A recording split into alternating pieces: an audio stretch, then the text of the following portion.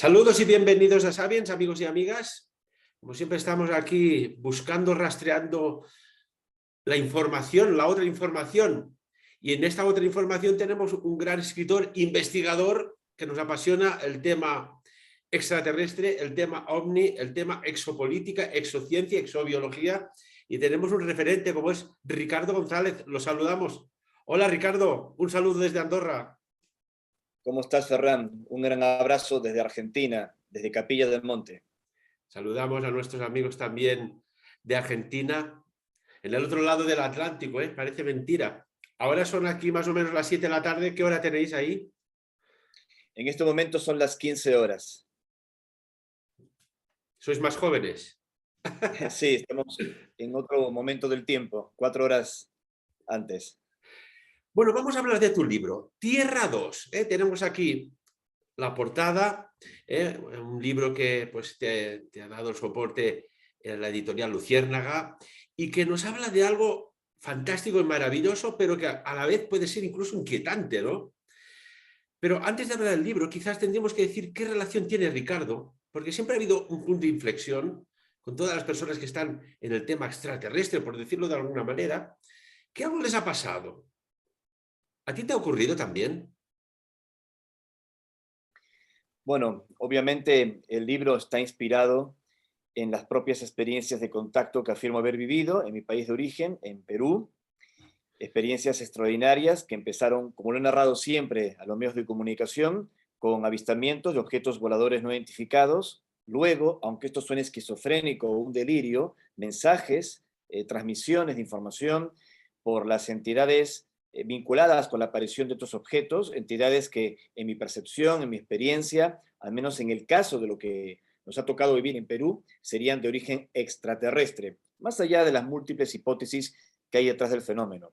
Esto lo empecé a vivir en la adolescencia. Fueron pasando muchos años y me empecé a dedicar a tiempo completo a compartir mi testimonio, pero también investigarlo. Y obviamente, a la medida que iba recorriendo el mundo, compartiendo mi testimonio, también aprovechaba para llevar a cabo una serie de pesquisas que me fueron conduciendo hacia otros horizontes realmente insospechados que van más allá del fenómeno ovni y la hipótesis extraterrestre, que es una de tantas. Tierra 2 es mi libro número 20 y recuerdo que lo había preparado para publicar en 2020. Yo lo tenía de alguna manera diagramado a inicio de 2020. Yo prácticamente me puse en contacto con mi editorial, con Luciérnaga, del Grupo Planeta España, en febrero del 2020, cuando en ese momento en América Latina todo el asunto de la pandemia y de un virus que había surgido en China, que ya estaba empezando a golpear Italia, también España, al menos en América Latina lo veíamos de lejos, no nos llamaba mucho la atención, no parecía que esto iba a ser tan dramático, y yo ya tenía, como bien dices, un capítulo dedicado a una pandemia. El título, eso sí debo admitirlo, no era originalmente la pandemia del miedo. El título original era La pandemia de Hawking, porque el libro se basa también en las investigaciones del prestigioso científico británico Stephen Hawking, el más importante del mundo en su tiempo, que había advertido que la Tierra podía pasar por una serie de circunstancias difíciles de convivencia, cambios climáticos extremos, incluso hasta el impacto de un asteroide, episodios de extinción en donde también implicó un virus. Nosotros habíamos recibido información en la experiencia de contacto anterior a la conferencia de Stephen Hawking que menciono en el libro y también en otras apariciones en medios, cuando el científico sugiere a la humanidad viajar hacia otros astros para sobrevivir. Entonces, cerrando esta intervención, fíjate que la pandemia de Hawking, que es una de las advertencias que él hizo, me resonó, me hizo ruido, me generó un cimbronazo, como decimos aquí en Sudamérica, cuando empezó a avanzar todo este tema de la pandemia. A pesar que en marzo ya se decretó la pandemia internacional y la OMS decía que sería controlada en solo 3 meses, no sé si reírme ahora, pues fíjate que ya sospechábamos que algo no estaba bien, tuvimos información adicional al respecto y dije, más allá de la existencia de la situación, ¿vale? No quiero que te censuren tu canal, pero más allá de la existencia real, genuina de una situación, pienso yo, en base a mis fuentes, a las informaciones, que esto se ha tergiversado, se ha manipulado y más allá, subrayo, de que pueda tener una base real de un elemento que se ha diseminado, para mí intencionalmente, y un gran oportunismo posterior, no deja de ser una campaña de experimento psicológico, de experimento sanitario mundial.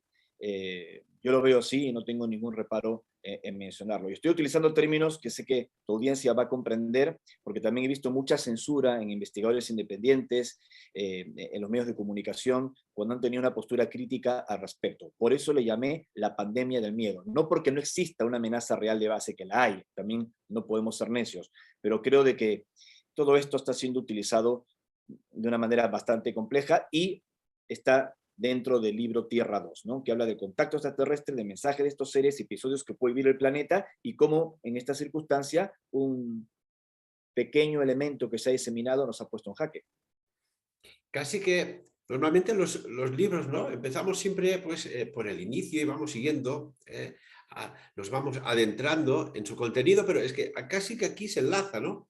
En tu libro Tierra 2, el aviso, hay un aviso por un lado, y una pandemia del miedo. O sea, el principio y final casi que se tocan perfectamente. Sí. Empezamos un poco por el inicio. En el primer capítulo hablas del aviso y continuamente parece que, y esto es multitudinario, le está pasando a muchas personas, parece que tengan como señales, avisos, intuiciones. ¿Tiene alguna relación este aviso tuyo con esto que se está notando, que no se ve, que no puedes medir y que tú hablas en tu libro Tierra 2? Bueno, el aviso, y aquí vamos a entrar de lleno en la experiencia de contacto extraterrestre. El 12 de abril del año 2015, afirmo haber vivido una experiencia cara a cara con seres de aspecto humano que sostienen provenir del sistema estelar vecino, Alpha Centauri, a unos 4 años luz de distancia de la Tierra. Una experiencia que se desarrolló en los Andes peruanos, en la zona de Yungay, no muy lejos del gran nevado Huascarán, la montaña más alta del Perú. Y en ese contacto, que me permitió como cruzar, voy a explicarlo así, una roca llamada Ichikpuna, una huanca. Huanca sería el término que se emplea en el esoterismo andino para definir un menhir. Lo que ustedes en Europa llaman un menhir, para nosotros Correcto. en Perú se llama huanca, ¿no? Que marca lugares sagrados de acuerdo a las culturas prehispánicas. Y las huancas señalan huacas, que son vórtices, lugares especiales. Increíblemente, estos seres nos habían citado en una de estas huancas prehispánicas porque le iban a manipular de una forma que no entiendo, no sé cómo lo hacen. Entiendo, sí, que tienen una tecnología, un grado psíquico extraordinario que supera con creces lo que es nuestra civilización y transformaron esa piedra en una suerte de acceso, de umbral hacia otra realidad. Y cuando yo me acerqué a esa piedra, como que la penetré, como si hubiese sido trasladado hacia otro lugar. Según ellos, los 3 seres con los que me entrevisté, de aspecto humano, una de ellas una mujer que decía llamarse Ivica, yo me encontraba proyectado dentro de esa montaña Huascarán que te mencioné hace un instante, porque ellos tendrían allí una base.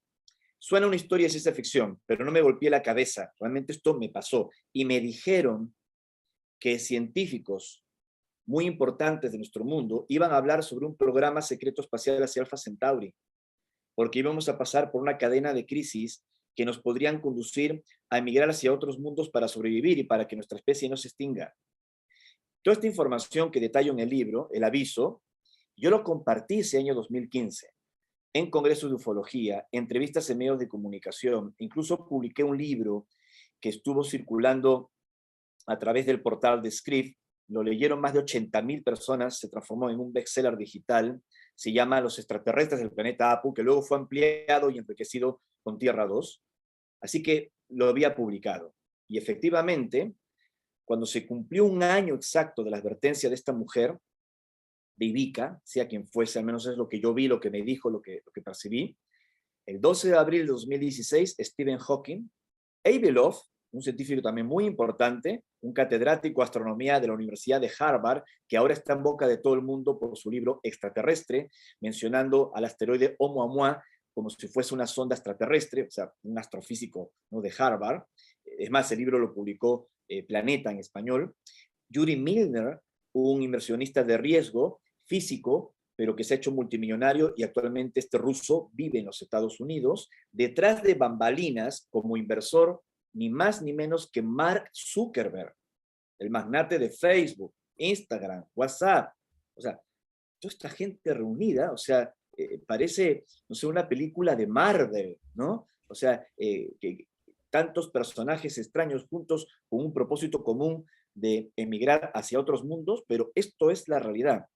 Y el 12 de abril de 2016 anunciaron explorar Alpha Centauri, que podrían haber planetas similares a la Tierra. Incluso Stephen Hawking dobló la apuesta, tanto en la conferencia como en un documental posterior en la BBC de Londres antes de fallecer, afirmando que a la humanidad, Ferran, solo le quedaban 100 años, lo vuelvo a repetir, 100 años, o sea, la vuelta de la esquina para tomar decisiones y emigrar hacia otros mundos. Es decir, que la advertencia de Ivica se había cumplido rajatabla. Obviamente esto me trajo una serie de problemas, de demandas, de circunstancias, porque al principio, obviamente, un testimonio como el mío, que es uno de tantos, parecía sacado de una historia de fantasía, pero cuando los científicos más importantes del mundo, en la fecha exacta, hablan de lo mismo, dijeron, caramba, ¿qué está pasando? ¿Cómo tú sabías esto? Y es un poco lo que cuento en Tierra 2. Ese es el inquietante aviso. Y Ricardo, una cosa, cuando tienes el contacto con estas personas, supongo que te surge la pregunta, ¿no? Bueno, ¿y por qué yo? Bueno, yo te puedo decir con total honestidad que estoy muy lejos de aquellas personas que afirman haber tenido experiencias de contacto y luego se consideran como referentes de los demás, personas especiales, educadores cósmicos, gurúes cósmicos. Dios me libre de pensar una cosa semejante como esa. Soy un testigo de tantos, y no lo digo por falsa humildad. Lo importante es la experiencia, el mensaje, la información y no el mensajero. Dicho esto, la información que recibimos en esta experiencia de contacto en Perú, sé que ha sido recibida por otro tipo de personas, no comunes y corrientes como el caso de Ricardo González, sino que tienen importancia a nivel de la industria militar privada en los Estados Unidos. Me he entrevistado con algunos de ellos, algunos ex astronautas, etcétera, solo que no van a aparecer en medios de comunicación o en tu canal hablando sobre todo esto. Pero doy fe de que es así. ¿Qué sucede? Que personas simples y sencillas, como ha sido mi caso, al recibir este tipo de información y al estar nosotros expuestos en medios de comunicación, que publicamos libros, aparecemos en congresos, vamos generando una especie de presión ciudadana para que los testigos de alta credibilidad hablen sobre todo esto, ¿no? Y bueno, creo que ese es el propósito de que ellos hayan contactado a personas comunes y corrientes como mi caso para generar esa presión, para que otras personas, tantas en el mundo, Ferran, que han vivido estas experiencias, que han sido ridiculizadas, que han sido cuestionadas, no se sientan solas y sepan que esto está sucediendo, ¿no? Yo soy solo un canal, una herramienta circunstancial. Yo y otras personas que hemos vivido estas experiencias de contacto, esto implica a otras personas más, para dar a conocer una información extraordinaria. Supongo, Ricardo, que muchas personas te habrán dicho, bueno, y es lo que viene a la cabeza, ¿no? Bueno, ¿y por qué un ciudadano normal es contactado y por qué no contactan directamente con este establishment geopolítico de gobiernos, ¿no? ¿Por qué? ¿O es que lo están haciendo y no lo sabemos? Bueno, lo han hecho a dos niveles, como te decía minutos atrás, de forma privada, pero ellos no quieren hablar públicamente por temor al escarnio o porque no es parte de su función, prefieren trabajar como infiltrados en silencio desde dentro. E insisto, he hablado con algunos de ellos en distintos países, sobre todo en Estados Unidos, y luego está lo otro que argumentas, ya el establishment, ¿no? O sea, una suerte de élite. Sé que suena muy conspiranoico, pero es así. O sea, hay una élite corporativa, militar, económica, que está enquistada en el mundo. Esto es así, no es una conspiranoia, existe, existe, y ha afectado diferentes áreas del conocimiento humano, incluyendo el problema de los no identificados, del fenómeno ovni, pero ya hemos tenido derrotas diplomáticas con los extraterrestres. Cuando, por ejemplo, el presidente norteamericano Eisenhower, en la base aérea de Edwards, tuvo un encuentro con un grupo de seres de aspecto humano de origen extraterrestre que se presentaron allí y no pudieron llegar a ningún acuerdo. Ese contacto fue real. Yo he hablado con pilotos de guerra de Estados Unidos. O sea que ya ha habido un intento de contacto. ¿Y se puede saber, o sabes, tienes alguna información de más o menos, Ricardo, de qué pudieron estar hablando, por qué vinieron y para qué, ¿no? ¿Por qué y para qué? Lo poco que se filtró por las fuentes que tengo es que había una preocupación de estos seres por el armamento que estábamos utilizando en ese momento, plena Guerra Fría. Ellos empezaron a mostrarse nuevamente con mayor intensidad a partir del experimento Trinity, la primera bomba atómica que estalló en Nuevo México y que de hecho inmediatamente al suceso hubo casos de objetos voladores no identificados que se mostraron en el lugar y que algunos incluso se estrellaron. Estamos hablando 2 años antes de Roswell. Hay un libro que acaba de publicar mi querida amiga, la periodista Paola Harris, con Jacques Vallée, un científico y ufólogo francés, que describen perfectamente este suceso.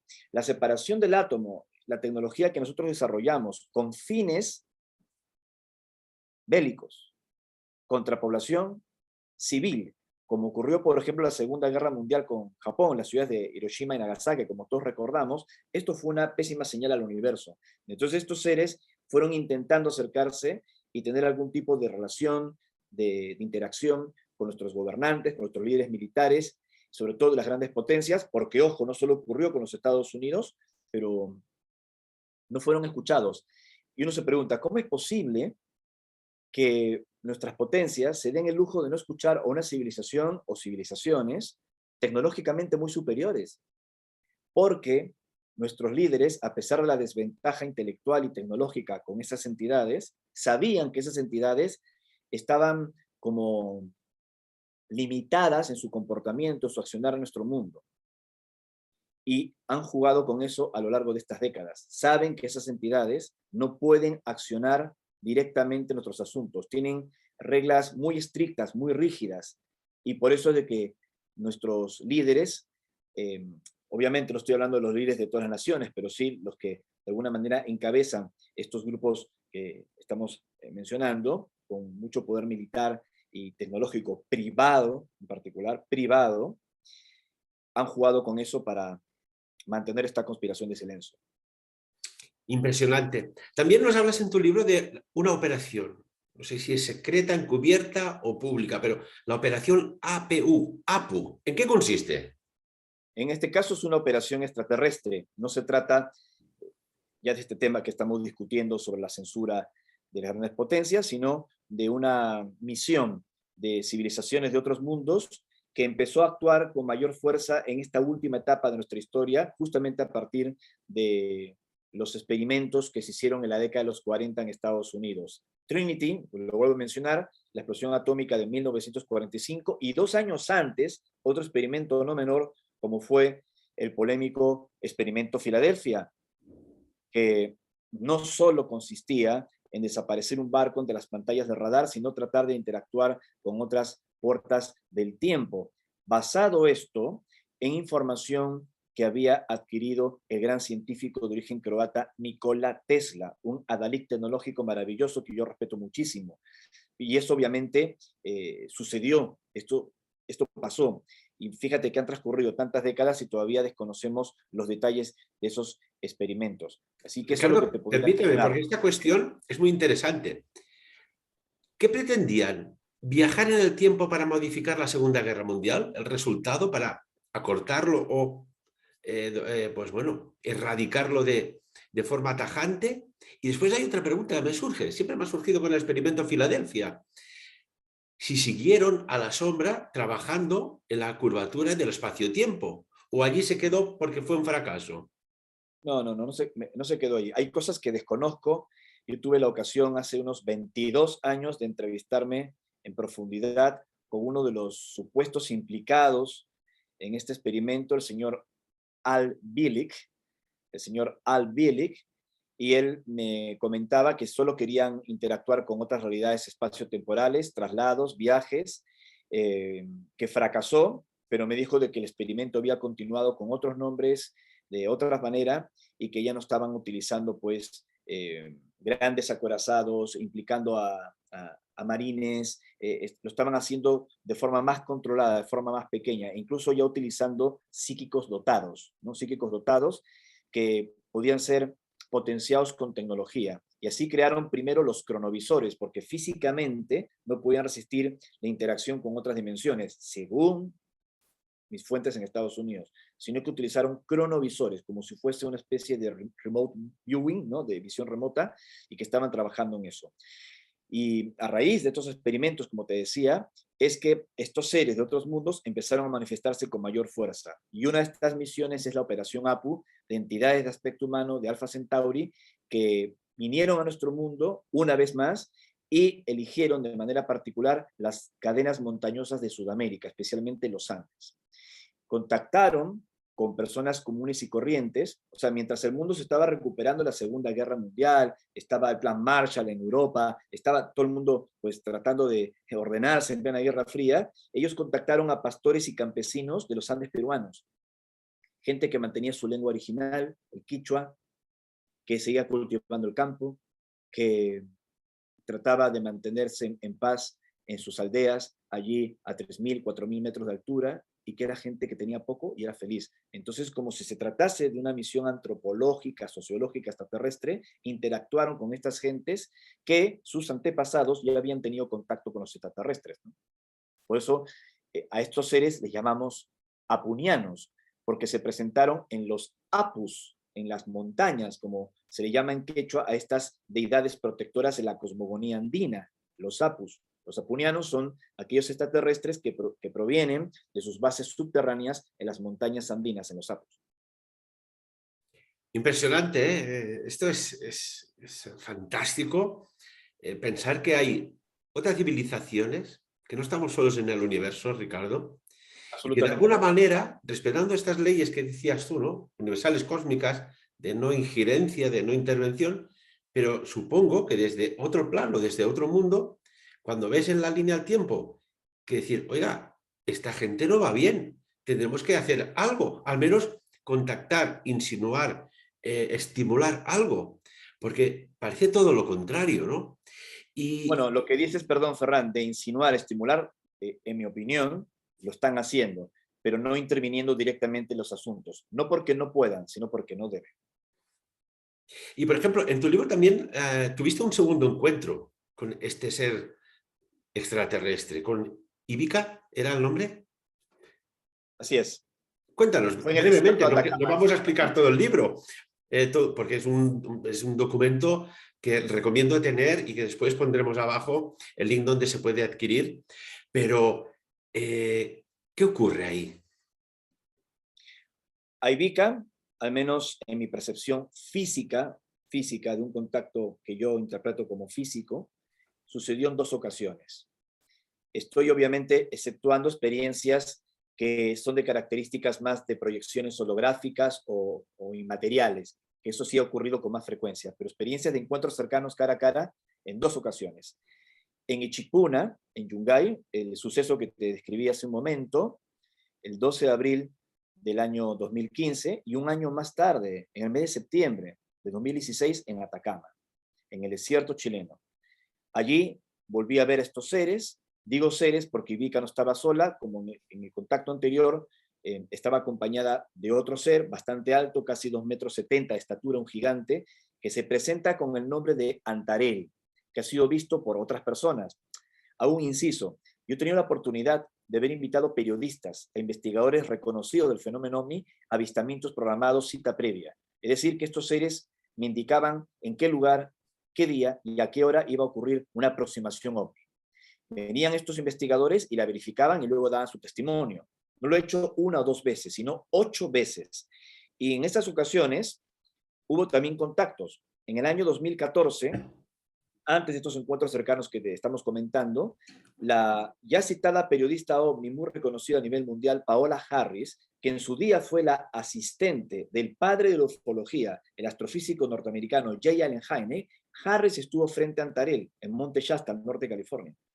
Esto también lo describo en mis libros. No exactamente en Tierra 2, pero en mi libro Lugares de Contacto, también publicado por Planeta con el sello Luciérnaga, ahí aparece ese testimonio.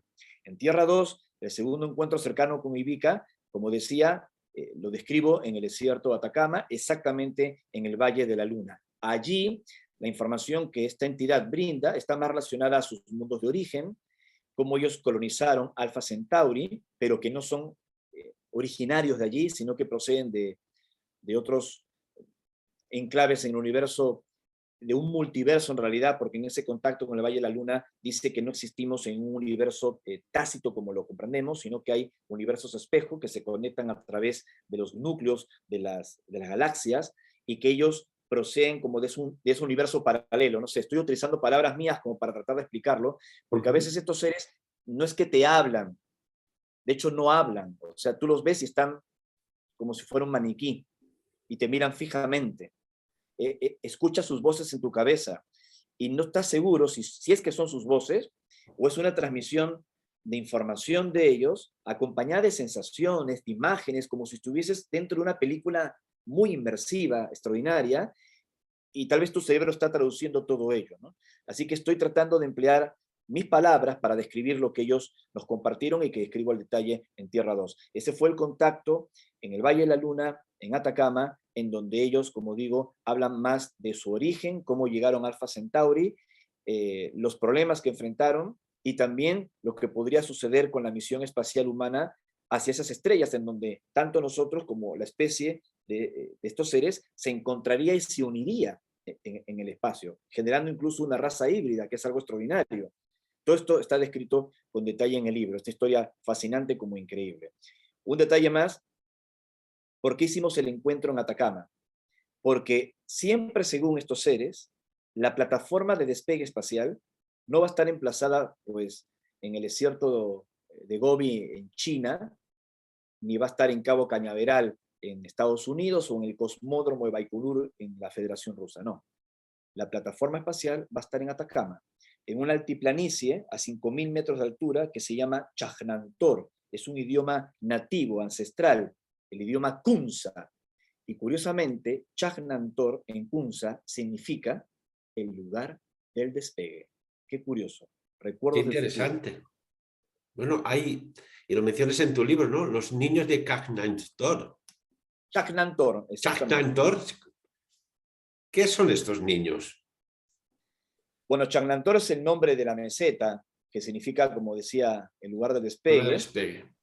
Exactamente, el lugar del despegue. Es más, si este nombre lo hubiese escuchado el bueno de Eric von Daniken, pensaría que se trata de extraterrestres que estuvieron en el pasado y es un recuerdo de los dioses, pero no, es un recuerdo del futuro. Los dioses somos nosotros, los que se van de la Tierra somos nosotros. Es extraordinario. Es un lugar donde convergen diferentes líneas de tiempo. Y allí se va a desarrollar el ARCA, el Proyecto Espacial Secreto hacia Alpha Centauri, para que un grupo de astronautas adolescentes, muy jóvenes, viaja hacia estas estrellas con una nueva tecnología que vamos a descubrir gracias a los aceleradores de hadrones. Es muy curioso porque las últimas series de ficción o películas están hablando de colonizar otros planetas y también hablan de niños adolescentes que viajan incluso a Alpha Centauri, como la serie Perdidos en el Espacio, que si bien es cierto, originalmente data de los años 60, la Fox la transmitió en esa época, han añadido nuevos argumentos en el guión en las recientes transmisiones de Netflix, y también podría hablar de Voyagers, ¿no? De viajeros, donde también se hablan, no quiero hacer ningún spoiler, creo que está disponible en Amazon Prime, de un viaje hacia otros astros y tienen que pasar tres generaciones para completar un viaje de 86 años hacia otra nueva Tierra y cómo en el transcurso de ese viaje la característica humana puede afectar el viaje, ¿no? Nuestras características humanas. Así que todo eso que parece ficción, en realidad está Es de alguna realidad. manera cocinándose, tras bambalinas. Es lo que dicen, esto que parece ficción, en realidad es realidad. Y bueno, hace unos años atrás, poquitos, 3, 4, 5, jamás nos hubiésemos pensado que el planeta estaría en la situación que está ahora. Y tú ya en tu prólogo, en tu libro, hablas de, y lo voy a leer textualmente, la humanidad se acerca a una crisis sin precedentes que la empujará a abandonar el planeta en busca de un nuevo hogar en el espacio para sobrevivir. Estamos hablando de que puede haber una extinción masiva, porque claro, si tienes contacto con seres que mueven las líneas del tiempo, de alguna manera, y vemos que hay una prisa global por irse a colonizar Marte, por salirse a la Luna, turismo espacial, encubierto o no. Hay prisa para salir de la Tierra, que nos dice que aquí hay algo más que pueda suceder que no nos lo podemos ni imaginar, aunque lo podamos intuir. Ricardo, cuéntanos.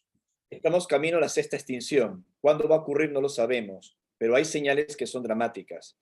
Durante el confinamiento en el 2020, la revista The Economist publica una etapa muy controvertida donde aparecen las diferentes amenazas que puede enfrentar la humanidad, desde eyección de masa coronal, explosiones volcánicas, como lo que ha ocurrido en las Islas Canarias o recientemente con Tonga a nivel submarino, que ha generado tsunamis.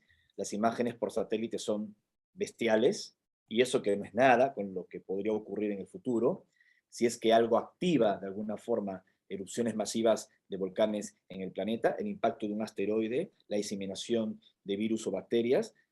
Es decir, estamos ante diferentes circunstancias de riesgo. Y con una población rondando los 8.000 millones de seres humanos, no es que seamos demasiados, sino que nuestro sistema de vida, con el número que somos, expolia los recursos del planeta.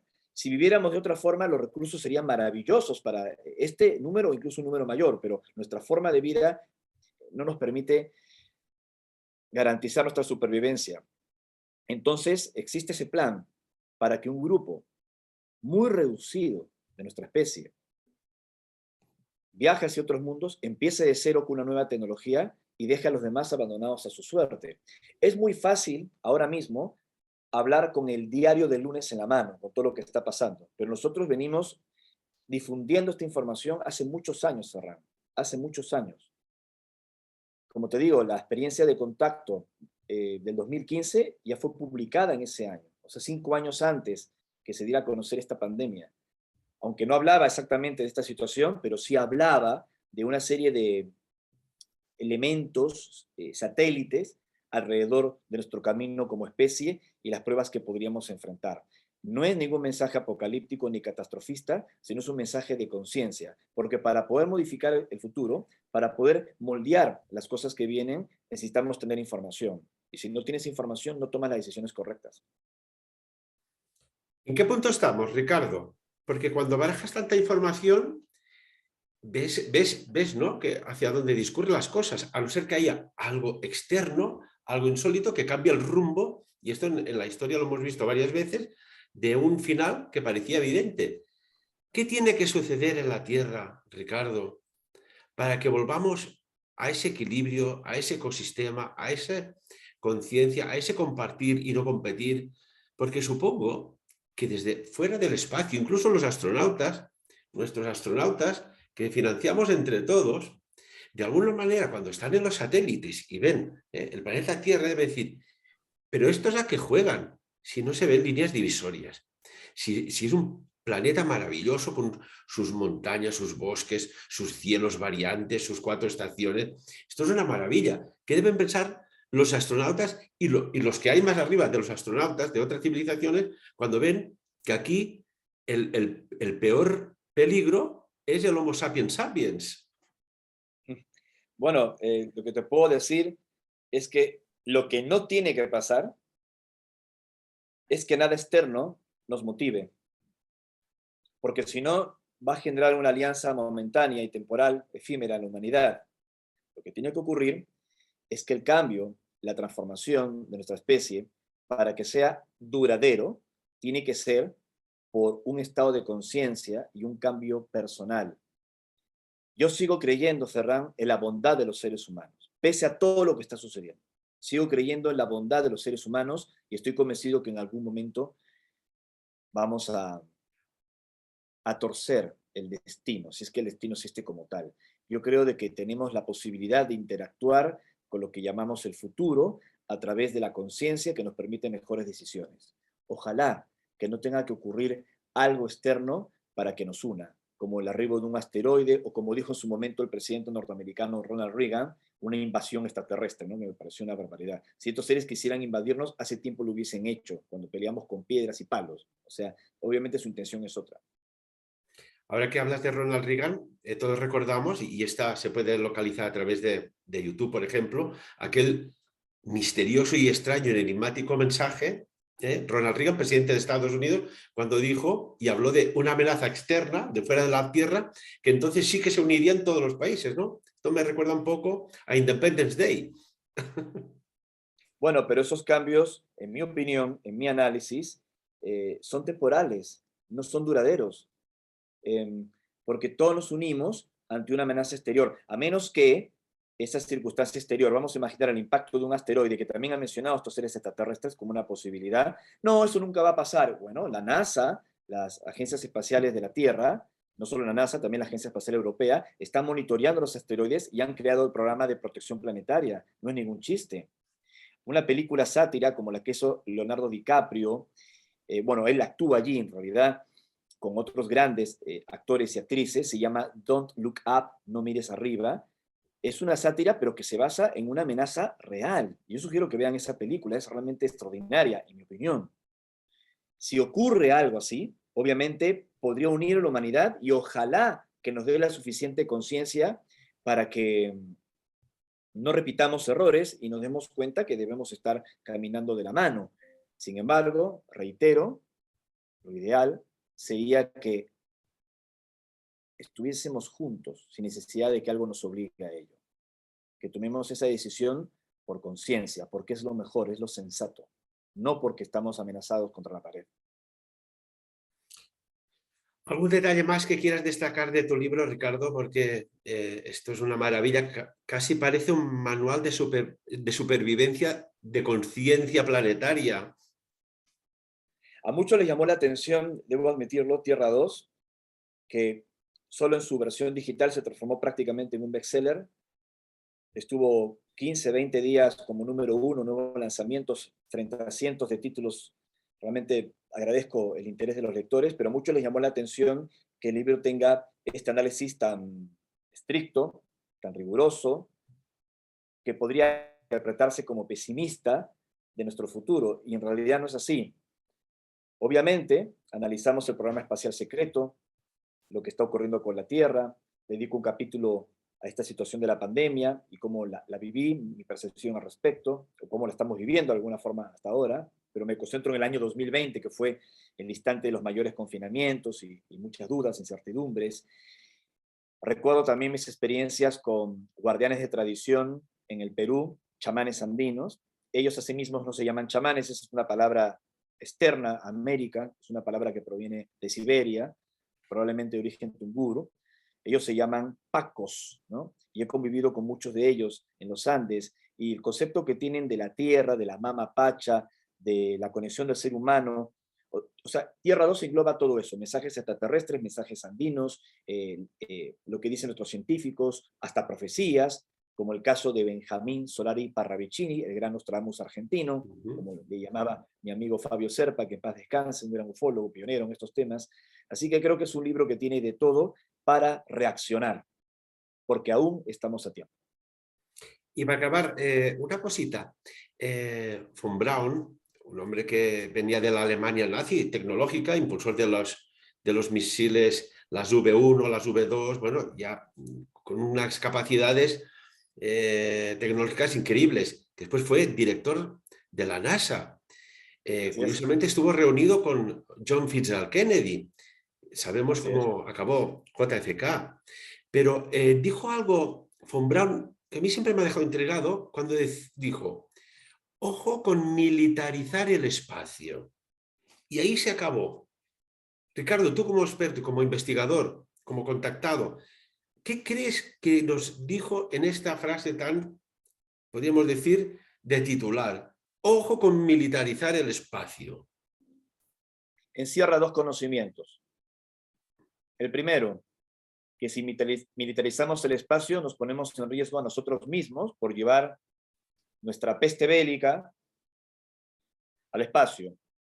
Nos ponemos en peligro nosotros mismos. Es peligroso, valga la redundancia. También nos enfrenta con otras naciones que tienen intereses espaciales tal vez semejantes. Y el segundo punto es que podríamos estar violando un protocolo no humano que nos implica con civilizaciones extraterrestres. Lo que en contactismo se llama la alianza o el protocolo de cuarentena planetaria, que parece también muy tirado a los cabellos, pero que existe y que se está retirando gradualmente, porque desde que la humanidad empieza a experimentar con tecnología avanzada, la separación del átomo, las puertas del tiempo, tecnología hiperdimensional, militariza con esa tecnología al espacio, ya no hay razón de ser de proteger la Tierra, de que exista esta supuesta cuarentena, cambia las reglas de juego, y si las reglas de juego cambian antes de tiempo, nos metemos en un gran problema. El propio Von Braun le dijo a Edgar Mitchell, a quien tuve la oportunidad de conocer en persona, el sexto hombre en caminar en la Luna, la misión Apolo 14, me recibió en su casa en Florida, un año antes que él partiera, me dijo de que cuando él quería investigar todos los fenómenos paranormales, también algunas informaciones relativas a la conciencia en el espacio, la NASA le dio un portazo y Von Braun fue quien le sugiere a Edgar Mitchell: retírate de aquí que no lo vas a poder hacer. Y por eso que más tarde, con el tiempo, Edgar Mitchell funda el Instituto de Ciencias No Éticas, que reúne a importantes académicos para investigar la conciencia. Yo he tenido el honor de ser el primer latinoamericano contactado, testigo de estas experiencias, en ser invitado por esta institución académica para compartir mi experiencia de contacto allí en California. Entonces, Edgar Mitchell tuvo como padrino esta investigación al citado Von Braun. ¡Qué maravilla! Ricardo González Corpancho, sigue así, nos das aliento de esperanza, de saber de que podemos ir a mucho mejor y que a veces, pues bueno, aquello que siempre hemos intuido, ¿no? De alguna manera u otra, que no estamos solos en el universo, y esto también nos hace vibrar en unas frecuencias muy altas. Ricardo, que sea un éxito tu libro como todos tus otros libros. Desde Sapiens recomendamos a nuestros seguidores que tengáis este manual de supervivencia de conciencia, Tierra 2, y que esperamos, pues, cuando tengas más información o un nuevo libro, compartir tus conocimientos a través de Sapiens, que es lo que queremos. Entrar en el mundo de la neodivulgación, que no hay presiones, no hay conspiraciones, sino que hay verdades de los protagonistas como eres tú, Ricardo. Muchas gracias, eres muy amable, Ferran. Un fuerte abrazo, hasta la próxima, y un gran cariño a toda tu audiencia. Gracias. Un abrazo muy grande. Y amigos y amigas, como siempre, ya lo sabéis, de lo que tratamos aquí en Sapiens, por encima de todo, que cada uno saque sus propias conclusiones. Muchas gracias.